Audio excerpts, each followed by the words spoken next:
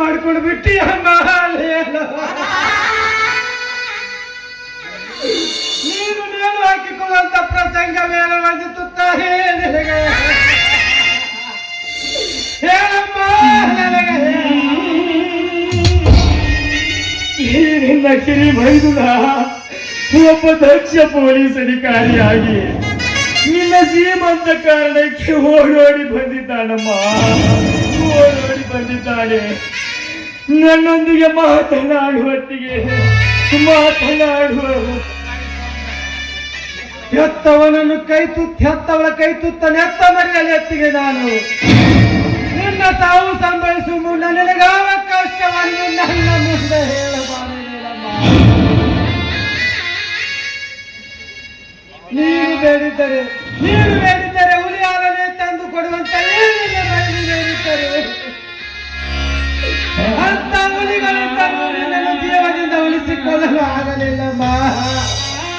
ಉಳಿಸಿಕೊಳ್ಳಲು ಆಗಲಿಲ್ಲಮ್ಮ. ಅಧಿಕಾರ ವಹಿಸಿಕೊಂಡ ಕ್ಷಣದಲ್ಲಿ 100 ರೌಡಿಗಳನ್ನು ಹಿಡಿದು ಶಾಬಾಸ್ಗಿರಿ ಪಡೆದ ಈ ನಿನ್ನ ಮೈದು ನನಗೆ ನಿನ್ನ ನೋವು ಹೇಳಿಕೊಂಡಿದ್ದರೆ ಅದಕ್ಕೆ ಕ್ಷಣಾರ್ಧದಲ್ಲಿಯೇ ಪರಿಹಾರ ನಾನು ಕೊಡುತ್ತಿದ್ದೆ ತಾಯಿ, ನಾನು ಕೊಡುತ್ತಿದ್ದೆ. ಈಗ ನಾನಾರಿಗೆ ಅತ್ತಿಗೆ ಎಂದು ಕರೆಯಲಿ ಹೇಳಮ್ಮ.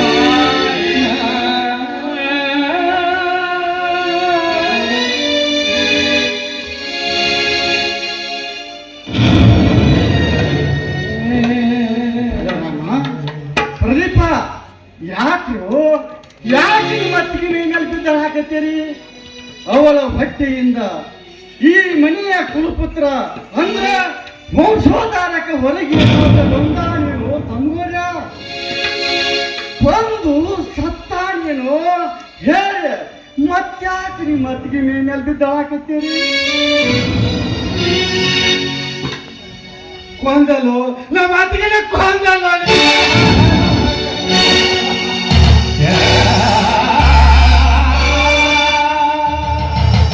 ಸತ್ತೇನಪ್ಪ ನಿಮ್ಮ ಹತ್ತಿಗೆ. ನೀನ ಹಿಂಗ ಕೊಂದು ನೇಣು ಹಾಕಿ ವಾಲ್ವಾಕಿ ಸಾವಿರ ಏನು ಮಾಡ್ತಾಳಪ್ಪ. ಈ ಮಾತು ನನಗಾಗಿಯೇ? ನಿನಗಾಗಿ, ನೀ ಮಾಡಿದ ಈ ಹೇಸಿ ಕೃತ್ಯಕ್ಕಾಗಿ ಈ ಕೆಲಸ ಮಾಡಕ್ಕೆ ನಿನ್ನ ಜನ್ಮ ಅದು ಹೆಂಗು ಒಪ್ಪಿತೋ ನೀಚ. ಈಗ ನಾನು ನಿನಗೆ ಅಣ್ಣ ಅಂತ ಹ್ಯಾಂಗ ಕರೀಲಿ? ನಿನ್ನ ನೋಡಿದ್ರೆ ನನಗೆ ನಾಚಿಕೆ ಬರಾಕತ್ತೈತಿ.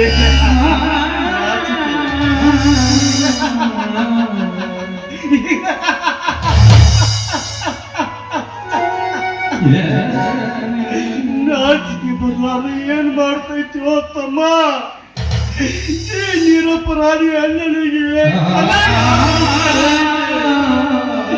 ಈ ಕತ್ತಿ ಗಂಗವ್ವ ಮತ್ತಿನ ನೀನ ಕೊಲೆ ಮಾಡಿ ಅಂತ ಏಕ ಮಾತಿನಿಂದ ಹೇಳ್ತೀರಲ್ಲ, ಅದಕ್ಕೆ ನನಗೆ ನಗುವಿನ ಕೂಡ ಅವನು ಬರಾಕತ್ತೈತಿವೋ ತಮ್ಗಾರ್ಯ.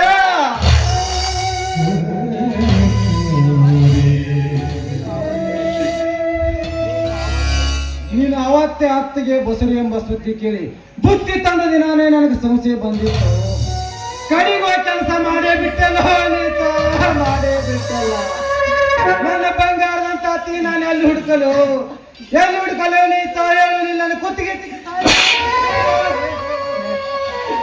ಸಾಯಿಸಪ್ಪ, ಸಾಯಿಸು ನನ್ನ ಕುತ್ತಿಗೆ ಸಾಯಿಸು. ನೀನು ಬಂಗಾರದ ಅತ್ತಿಗೆನ ನಾನು ಸಾಯ್ತೀನಿ, ನಾನು ಹಾಕ್ತೀನಿ. ಈಗ ನಾ ಸಾಯಿಸಿಲ್ಲ ಅಂತ ಹೇಳಿದ್ರು ಈಗ ನೀವು ನನ್ನ ಬಿಡ್ತೀರೇನಪ್ಪ? ಈಗ ನೀವು ನನ್ನ ಬಡಿಯಾಕ ಸಜ್ಜ ಆಗಿರ್ತಾರೆ. ಬರಿಯೋ ನೀಗರ್ತಿ ಗಂಗವ್ವ, ನಿಮ್ಮ ಅತ್ತಿಗೆ ನಾನು ಬಡಿ ಬರಿಯೋ ಬಾರಿ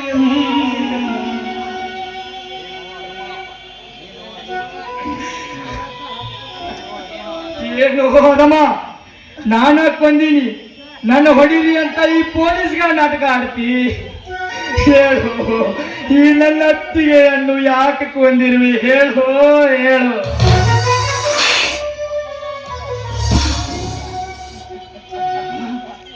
ತಮ್ಮ ಹೊಡೆಯಪ್ಪ ಹೊಡಿ, ನನ್ನ ಮನಸ್ಸಿಗೆ ಸಮಾಧಾನ ಆಗುವವರೆಗೆ ಹೊಡೆಯಪ್ಪ.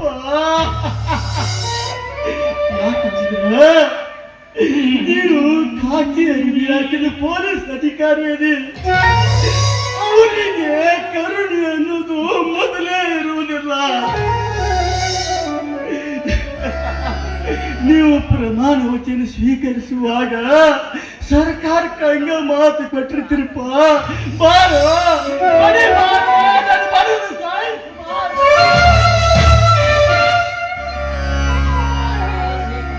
ಮಾಡೋದು ಹೇಸಿಗೆ ಕೆಲಸ ಮಾಡಿ ನಮಗೆ ಬುದ್ಧಿವಾದ ಹೇಳಲು ಬರ್ತೀಯ? ಹಿರಿಯ ನಂದ್ರ ದೇವರ ಸಮಾನ ಅಂತ ನಂಬಿದ್ದೆ.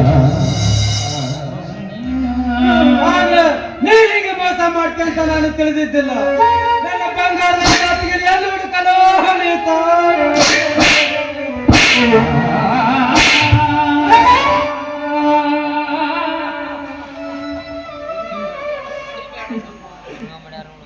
ಹೊಡಿಬ್ಯಾಡ್ರು ತಮ್ಗಳ, ಹೊಡಿಬ್ಯಾಡ್ರು. ಬಸುರಿಯನ್ನು ಸುದ್ದಿ ಕೇಳು ತಾಗಿನಿಂದ ನನ್ನ ಕಸುನ ಹೋಗೈತ್ರು. ಹೊಡಿಬ್ಯಾಡ್ರು ತಮ್ಗಳ, ನಿಮ್ಮ ಕಾಲಿಗೆ ಬೀಳತಲು ಬಡಿಬ್ಯಾಡ್ರು.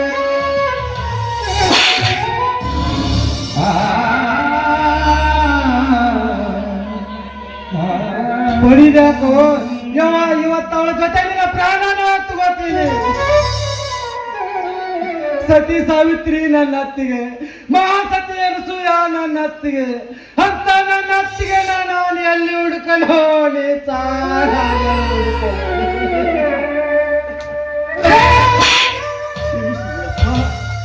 ನನ್ನನ್ನು ಕ್ಷಮಿಸಿಬಿಡು.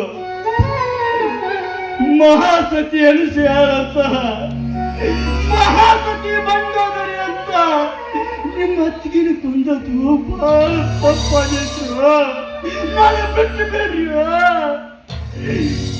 ಮಹಾಪತಿರು ತಾಯಿ ಈ ಗರ್ತಿ ಗಂಗವ್ವ ಅಂದ್ರ ಈ ಗಂಡನಿಗೆ ಬೇಕಾದ ಹೆಂಡತಿ.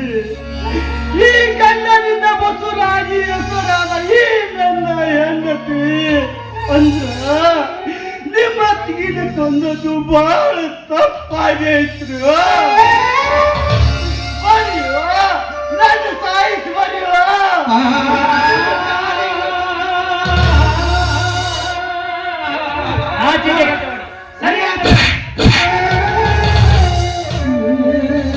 ಈ ನಿನ್ನ ಹೊಲಸು ಕೈಗಳಿಂದ ನಮ್ಮ ಪವಿತ್ರವಾದ ಪಾದಗಳನ್ನು ಮುಟ್ಟಿ ಅಪವಿತ್ರ ಮಾಡ್ತೀಯ. ದೂರ ಸರಿ ಆಸೆ.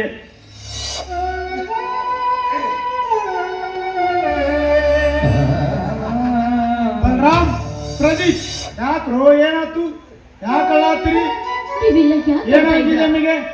ನೀವೆಲ್ಲ ಯಾಕೆ ಅಳ್ತಾ ಇದ್ರ? ನನ್ನ ಅಕ್ಕ ಏಕೆ ನೆಲದ ಮೇಲೆ ಮಲಗಿಕೊಂಡಿದ್ದಾಳೆ? ಬಂದ್ರಪ್ಪ ಬರು, ಗರ್ಭವತಿ ಆದಲ್ಲಿ ಮಕ್ಕಳ ಕೊಂದ ಹಾಕ್ಯಾಳ. ನನ್ನ ತಂಗಿಯನ್ನು ಕೊಂದಿರುವ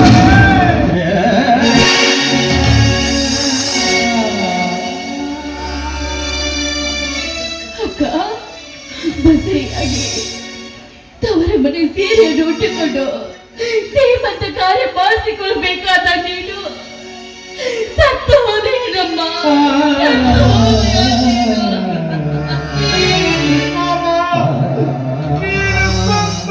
ನನ್ನ ತಂಗಿ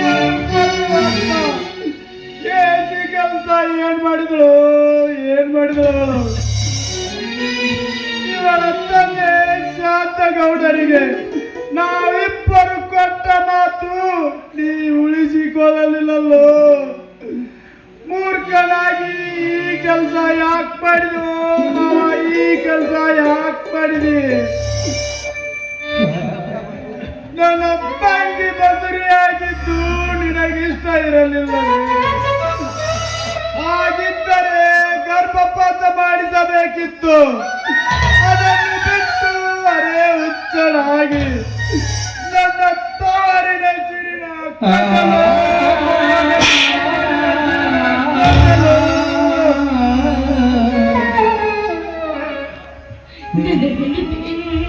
ನನ್ನ ಹೆಂಡತಿಯನ್ನು ನೋಡಿದ್ರೆ ಪಾರ್ವತಿ ಇದ್ದ ಹಾಗೆ.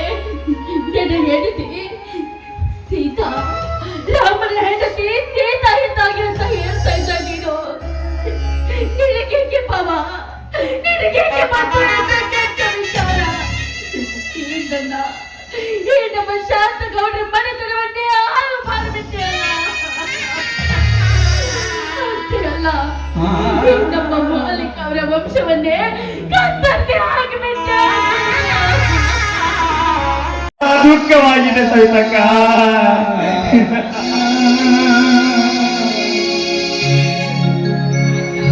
ಕಣ್ಣ ಮುಚ್ಚಿ ಕಾಡಿಗೂಡಿ ಆಟ ಮಾಡ